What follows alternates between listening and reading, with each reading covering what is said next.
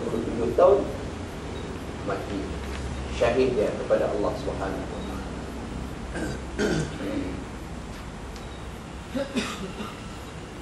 Dan mudah-mudahan Allah melindungi engkau daripada menjadi laksana binatang ternak, seperti firman Allah Ta'ala, ulaika kal an'ami bal hum adall.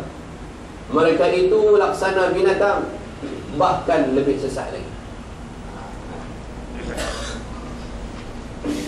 Jangan kita jadi macam manusia-manusia yang Allah Ta'ala sebut dalam surah A'raf ini. Manusia yang hatinya, Allah kata ayat sebelum ni, lahum a'yunun la yubsiruna biha, sebelum ayat, walahum adhanun la yasma'una biha, walahum qulubun la yafqahuna biha, ulaika kal an'am bal hum adall. Orang-orang jahat, orang-orang fasik, orang munafik, orang musyrik, lahum a'yunun, mereka ada mata, la yubsiruna biha, mata tak boleh tengok kebaikan, tak boleh tengok. Walahum adhanun, ada telinga, la yasma'una biha, telinga pun tak boleh terima kebaikan-kebaikan. Walahum qulubun, ada hati, ada akal, la yafqahuna biha, hati dan akal mereka, Allah kata tidak boleh fikir benda-benda yang baik. Jadi orang ada mata tak boleh guna, ada telinga tak boleh guna, ada hati tak boleh guna. Perumpamaan Allah bagi ulaika kal an'am, manusia-manusia ni macam binatang, bal hum adall, malah lebih hina daripada binatang. Al-an'am maknanya binatang yang kita bela, lembu, kambing, kerbau, unta, ayam, itik, maknanya jinak lah tu. Lembu panggil tengok tuan dia mai, mai dah. Kambing tengok mai, lari teropah belum terang, mai ribut pan itu. Ayam panggil krik, mai panggil. Makna binatang an'am ni baik dah Allah Ta'ala sebut. Tapi jahat lagi pada binatang ni, makna binatang buat, jumpa orang lari. Kucing yang kita bela, jumpa dia mai. Ayam kita jumpa, kita balik, dia mai. Tapi orang yang ada mata tak boleh tengok, ada telinga tak boleh dengar, ada hati akal tak boleh berfikir, lebih jahat daripada binatang ternakan. Makna tengok orang lari, jumpa orang lari, lebih jahat lebih hina. Ini perbandingan Allah. Allah kata tu pun kita kata orang jahat macam binatang, dia kata kita jahat. Allah kata bukan kita yang kata, Allah yang kata. Mana kata kepada orang yang kata, maka tidak mustahil bahawa engkau berpindah dari alam dunia ke dalam jurang api neraka. Kalau kita duduk dalam keadaan macam ni, tidak mustahil lah, Imam Ghazali kata, kita yang akan duduk di dunia, kalau kita sudah ada tempat yang baik dalam syurga, Allah Ta'ala boleh pindahkan kita masuk ke neraka macam yang disebut kepada kita. Dan adalah diriwayatkan bahawa Al-Imam Al-Hasan Al-Basri rahimahullah telah diberikan kepada beliau 11 air sejuk. Lalu beliau memegang gelas tersebut dan terus sahaja beliau pingsan. Apabila beliau telah sedar, lalu ada orang bertanya, kenapa tadi engkau jatuh pingsan? Beliau menjawab, tadi aku teringat angan-angan ahli neraka apabila nanti mereka berkata kepada ahli syurga, an afidhu alaina minal ma' atau mimma razaqakumullah, limpahkan kepada kami sebahagian daripada air yang ada pada kamu, atau apa sahaja makan dan rezeki yang telah diberi oleh Allah kepada kamu. Orang duduk dalam neraka, dia teringin tengok orang ahli syurga ni makan ni, minta mainlah sikit, an afidhu alaina minal ma'. Hasan Basri pegang ayat, teringat ayat ni Allah Ta'ala, pengsan. Macam manalah aku kalau aku duduk dalam neraka. Ini ingatan Imam Hasan Basri. Kalau aku duduk dalam neraka, aku duduk minum air ni, tengok orang minum air, aku teringin nak air. Boleh sampai ke air daripada syurga kepada aku yang duduk dalam neraka. Ini orang-orang ahli sufi. Dia gambarkan diri dia. Dia tak mati lagi, tapi seolah-olah dia macam duduk dalam tempat yang dia ada. Ni yang disebutkan oleh Nabi. Nabi itu cerita kepada kita sahabat-sahabat, cerita sahabat-sahabat. Macam Sa'ad bin Mu'adz, orang yang mati syahid dengan Allah, gegar arasy Allah Subhanahu wa taala. Huzaifah Al-Yaman, orang yang hebat. Huzaifah Al-Yaman ni Nabi pernah hantar dia jadi special run masa perang Khandaq. Perang Khandaq ni berlaku tahun 4 Hijrah ataupun tahun 5 Hijrah, masa bulan Syawal. Berlaku perang Khandaq sebab Nabi duduk di Madinah. Orang Quraisy dengan satu golongan Bani Yahudi Uqbah, dia sepakat dengan orang Quraisy di Mekah mai serang Nabi.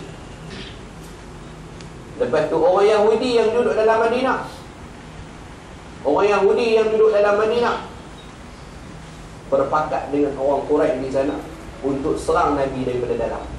Orang Quraisy nak serang Nabi daripada luar. Dia namanya para Ahzab.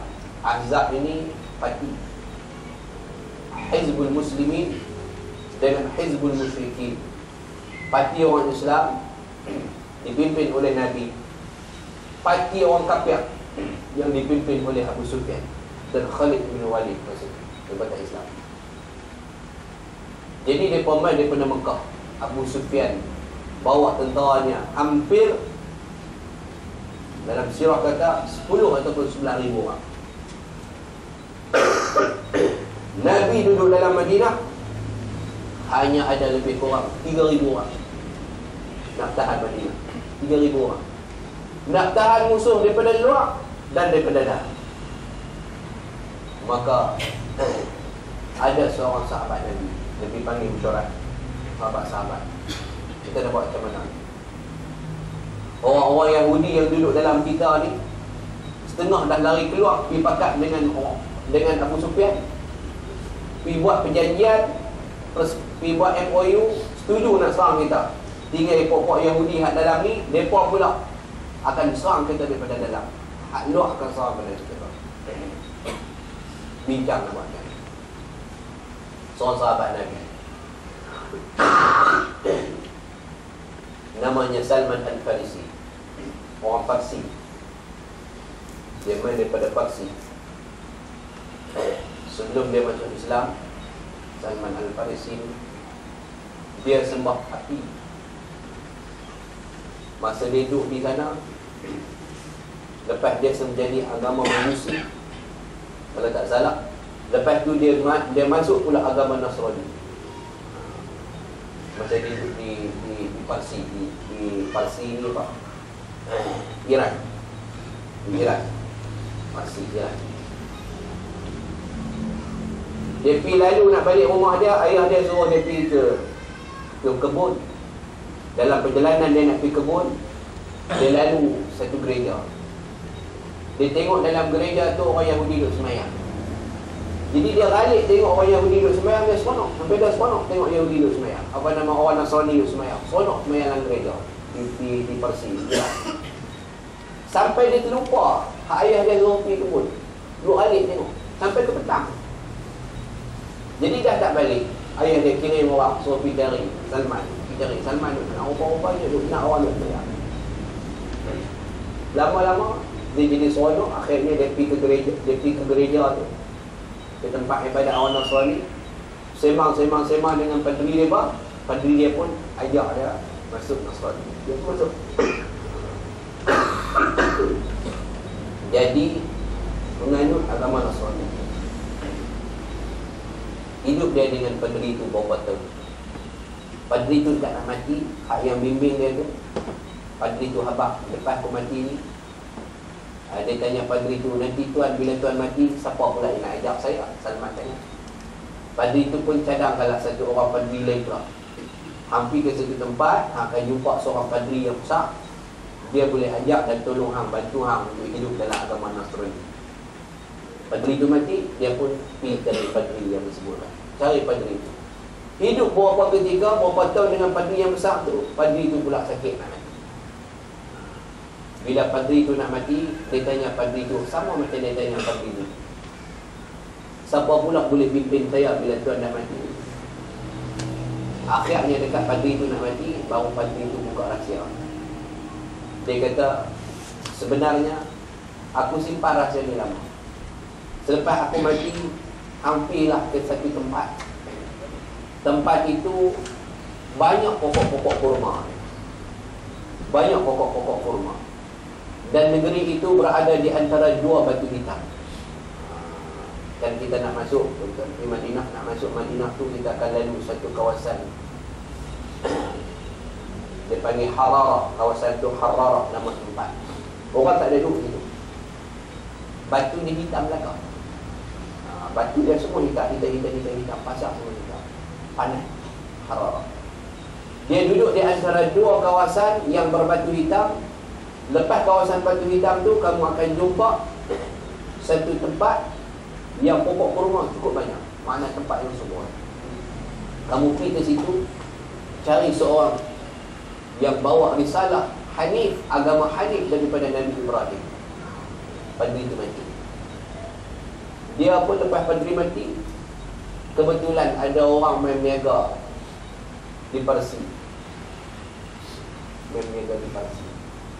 Dia pun tanya, hamba main daripada mana? Dia kata, kami main daripada Jazirah, daripada Semenanjung Arab. Oh, dia kata, betul ke ada di sana satu tempat yang ada dekat tu batu hitam.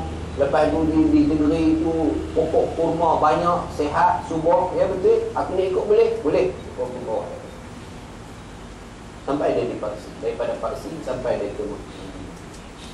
Sampai Madinah jumpa dengan Nabi. Jadi Salman Al-Farisi dalam mesyuarat dia cadang dekat Nabi. Dia kata, ya Rasulullah, kami masa di Parsi, kami perang, antara salah satu teknik kami buat parit, buat kubu dengan parit. Jadi rasional dia, musuh yang dalam tidak akan boleh keluar, dia akan duduk dalam. Jadi kita uli musuh ni duduk. Musuh yang di luar nak main ketuk kita tak boleh, sebab dia terhalang dengan parit yang luar. Parit yang dalam, dia nak masuk tak boleh. Ini kita selamat sikit, kerja kita tak boleh. Jadi sahabat-sahabat Nabi dan sahabat setuju dia kokak porat parit. Dalam porat parit. Dalam masa porat parit itulah dia pun berjumpa dengan satu baju keras. Salman Farisi ni orang yang kuat. Disebut orang yang kuat.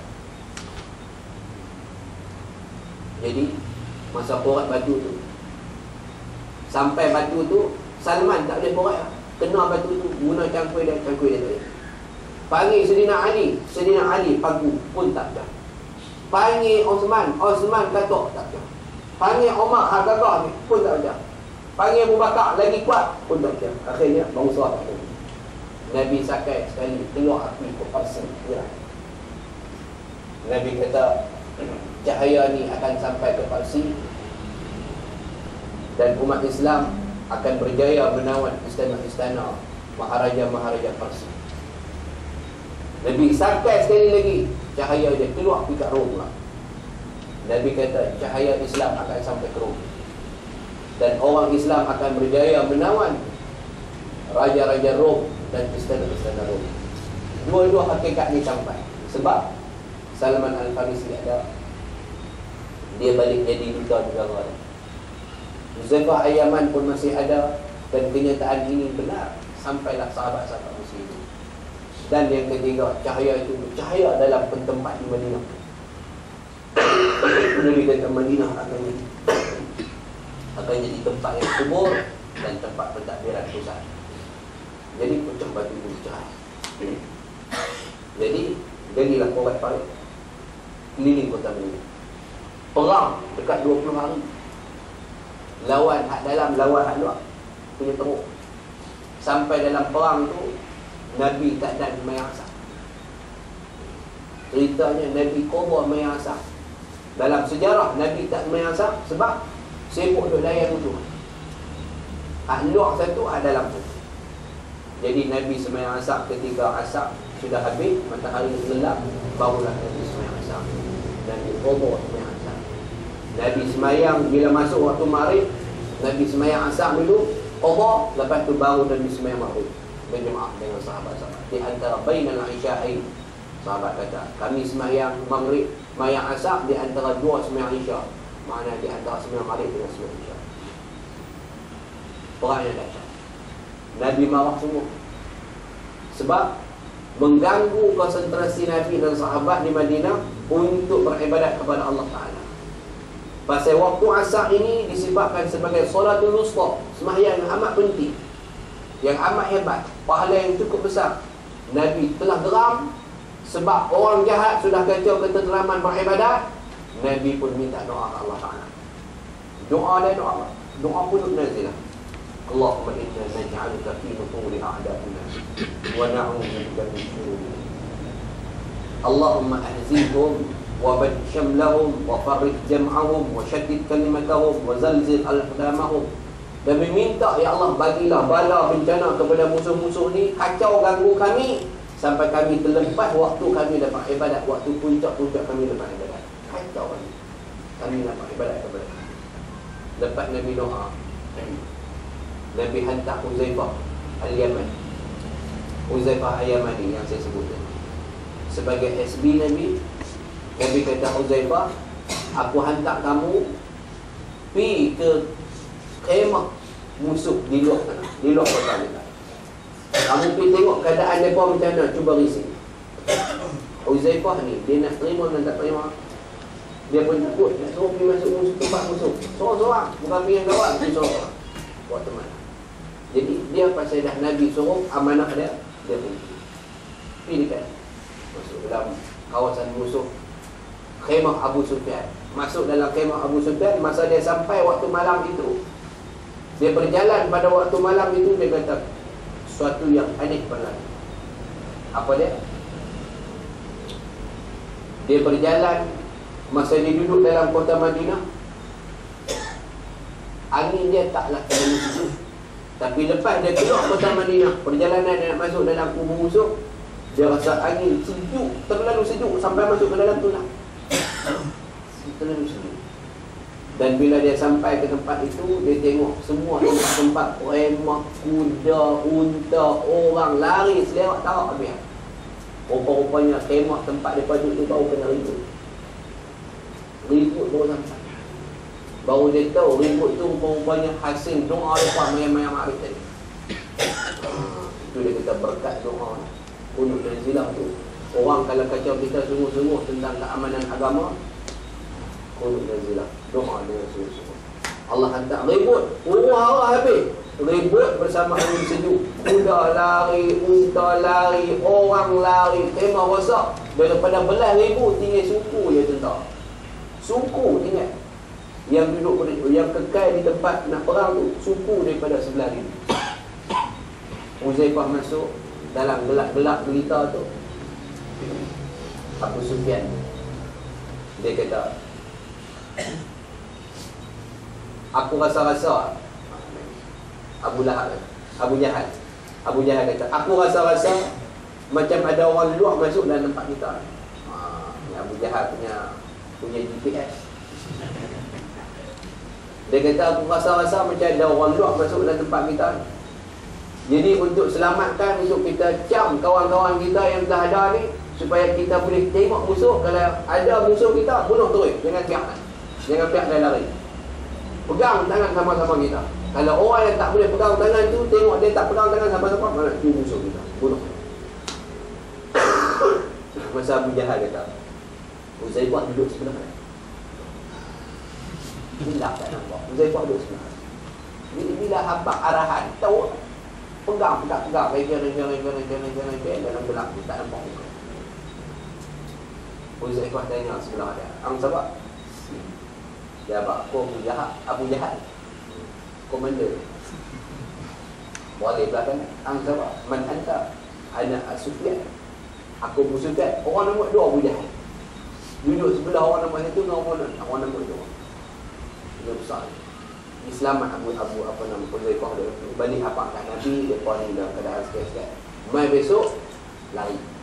Pasal Allah tolong musnah. Nabi buat cuma lama. Nabi marah sangat pasal ganggu Nabi semayang. Sampai Nabi tengah semayang. Nabi marah. Jadi Huzaifah ni, dia dalam satu sejarah, dia pernah tanya Nabi. Dia kata, "Kana an-nas yas'aluna Rasulullah sallallahu alaihi wasallam 'anil khair." Huzaifah kata, orang ramai bila berjumpa Nabi sallallahu alaihi wasallam selalu tanya Nabi, apa amalan-amalan yang baik yang boleh kami buat? Apa amalan-amalan baik yang boleh kami buat? Apa amalan baik yang patut kami buat? Orang selalu tanya Nabi itu. Aku, dia kata, wa kuntu as'aluhu 'anil syarri mukhafatan an yudrikani. Aku pula tak suka tanya Nabi tentang amalan baik. Aku suka tanya Nabi tentang amalan jahat. Wahai ya Rasulullah, boleh tak cerita kepada saya tentang amalan-amalan jahat supaya saya tak buat amalan jahat ni? Dia pelik kepada sahabat lain. Sahabat-sahabat lain tanya Nabi macam mana nak buat baik, apa amalan nak buat baik. Dia tanya Nabi amalan-amalan jahat tu macam mana, supaya saya tidak buat amalan-amalan jahat. Qultu ya Rasulullah, inna kunna fi jahiliyatin wa syarrin faja'ana Allah bihadzal khair fahal ba'da hadzal khair min syarrin? Qala na'am. Fahal ba'da hadzal syarri min khairin? Qala na'am. Wa fihi dakhalun qultu wa ma dakhaluhu. Dia tanya, dia kata, aku pernah bertanya wahai Rasulullah, dulu masa kami duduk dalam keadaan jahiliah dan kami ini penuh dengan amalan-amalan jahat, lalu Allah mendatangkan kepada kami kebaikan. Kami dulu jahat, duduk dalam jahiliah, sekarang Allah bagi kami sudah dapat Islam, kami duduk dalam ini. Apakah di balik kebaikan ini ada kejahatan? Adakah semasa kami duduk dalam Islam ni, selepas daripada Islam ni, mungkin kami akan dapat jahat? Dia tanya Nabi. Nabi jawab, na'am, ya, ada. Ada. Maknanya boleh balik lah. Duduk dalam baik boleh balik ini baik. Duduk dalam jahat boleh balik ini baik. Maknanya ada. Kemudian apakah setelah kejahatan masih ada lagi kebaikan? Lepas kejahatan masihkah boleh jadi baik? Boleh tak? Memang Nabi kata ya, tetapi kabur dan bahaya. Nabi kata susah sikit. Kemudian dia tanya lagi, apakah itu bahaya? Dia tanya Nabi, yang bahaya itu apa? Nabi kata, iaitu segolongan umat mengikuti sunnah bukan sunnahku dan mengikuti petunjuk bukan petunjuk. Yang kata bahaya itu, Nabi kata, ada di antara umat-umat aku yang akan beramal dengan sunnah, tapi sunnah itu bukan sunnah aku. Mengadang-adangkan sunnah aku, buat-buat, menipu, kata itu adalah sunnah aku. Kenalilah mereka, Nabi kata, kenalilah mereka dan laranglah mereka. Kemudian setelah kebaikan tersebut masihkah ada lagi kejahatan? Lepas dah jadi baik, mungkin kau boleh jadi jahat lagi ya Rasulullah? Nabi kata, ya, masih boleh ada lagi. Nabi kata, ya Rasulullah, du'atun ala abwabi jahannama min ajanibihim ilaiha qadhafuhu fiha. Nabi kata, masih ada lagi wahai Huzaifah, iaitu tukang seru di pintu-pintu neraka. Barang siapa menyambut seruan mereka, akan mereka lemparkan ke dalam neraka. Maknanya orang yang suka buat baik, orang suka buat jahat, di hari akhirat nanti Allah Ta'ala akan masukkan mereka ke dalam neraka. Lalu dia tanya lagi, qultu fa in lam takul lahum, qultu qala talzam. Qalu ya qultu ya Rasulullah, fama ta'muruni in adrakani zalika. Dia tanya Nabi sallallahu alaihi wasallam, dia kata, ya Rasulullah, apakah harus yang saya perbuat apabila saya menghadapi keadaan-keadaan demikian? Macam mana ya Rasulullah, saya nak berjumpa dengan orang-orang yang macam ni, dia sengaja tipu, ini bukan sunnah kamu, tapi dia kata ini sunnahmu. Dia buat kebaikan, tetapi dalam kebaikan itu ada kejahatan. Ni orang yang macam ni. Dia tanya Nabi, macam mana nak menghadapi golongan ini? Nabi kata, talzama jama'atal muslimina wa imamihim. Qultu fa in lam yakul lahum jama'atun wala imamun, qala ta'tazilu tilkal firqa kullaha walau an taghudda ala asrin syajaratin hatta yudrikakal maut wa anta ala zalik.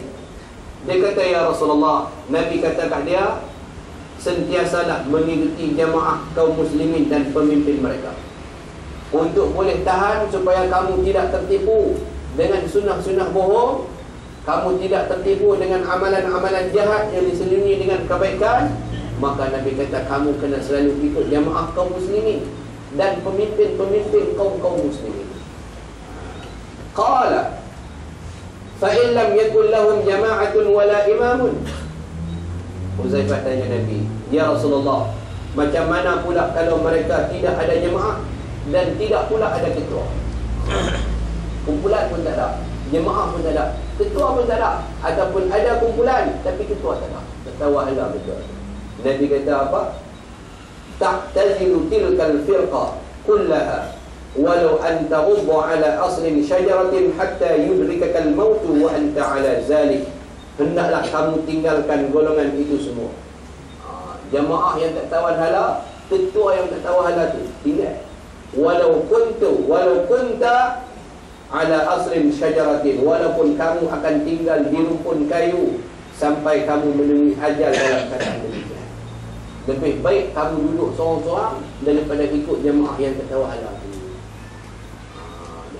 Jadi ini di akhir zaman, macam yang Huzaifah pernah tanya kepada Rasulullah sallallahu alaihi wasallam bahawa akan ada umat-umat Nabi sallallahu alaihi wasallam yang menipu, mengadakan bahawasanya itu adalah cara Nabi, sunnah Nabi dan sebagainya.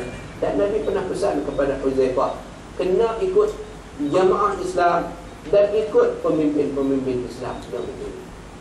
Nak jadi pemimpin Islam, dia kena ada syarat dia. Kena ada ikhlas, kena ada tawadhu', kena ada ilmu, kena ada siqah ilmu dan sebagainya. Bukan boleh jadi ketua pemimpin Islam orang yang sewenang-wenang, yang tidak ada ilmu, tidak ada siqah, tidak wara', tidak tawadhu', tidak boleh. Hanya boleh pegang mikrofon menjadi ketua. Jadi ini pesanan Nabi kepada Huzaifah al-Yamani, dan wasiat Nabi ini terus sampai kepada kita bahawasanya kita nak pegang, nak ikutlah pemimpin-pemimpin Islam yang memimpin jamaah-jamaah Islam dengan pimpinan yang baik dan saleh. Itu dia tuan-tuan muslimin dan muslimat yang dirahmati Allah. Wallahu subhanahu wa ta'ala a'la wa a'lamu bihaqiqatil hal. Sekali lagi tuan-tuan, kita semua hajat dan minta doa untuk kesihatan Tuan Guru Dato' Khairudin yang sekarang ini duduk di Stanford Hospital California dalam keadaan yang agak serius sikit lah, tapi insyaAllah agak stabil. Tuan Guru sedap. Dah 3 hari dah baru selesai proses rawatan, dan pos perbelanjaan melibatkan 1 juta lebih lah. 1 juta lebih. Jadi insyaAllah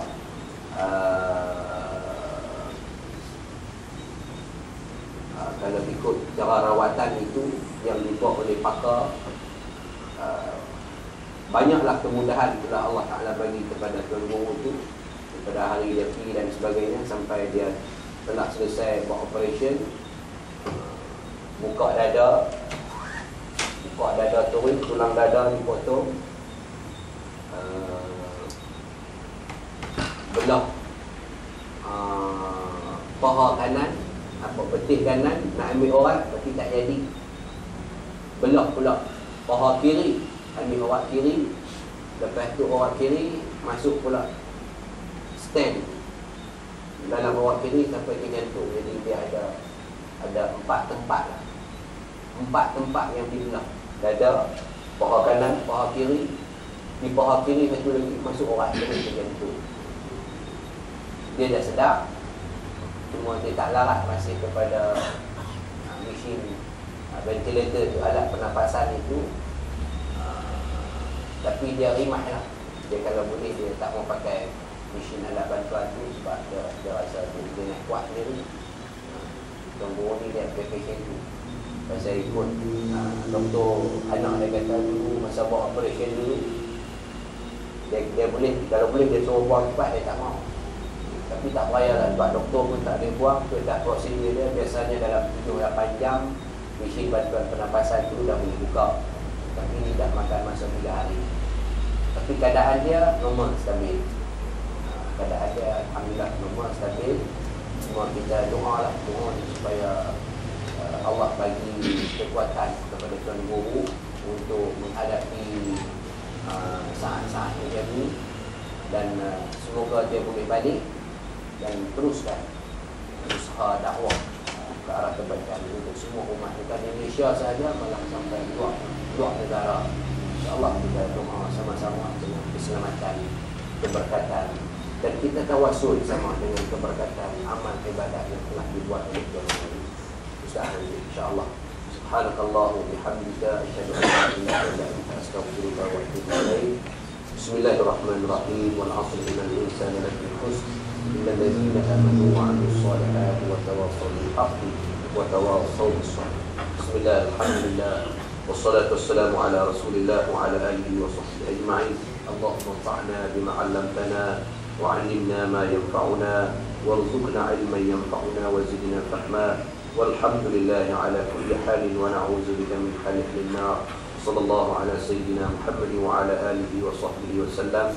Walhamdulillahi rabbil alamin. Assalamualaikum.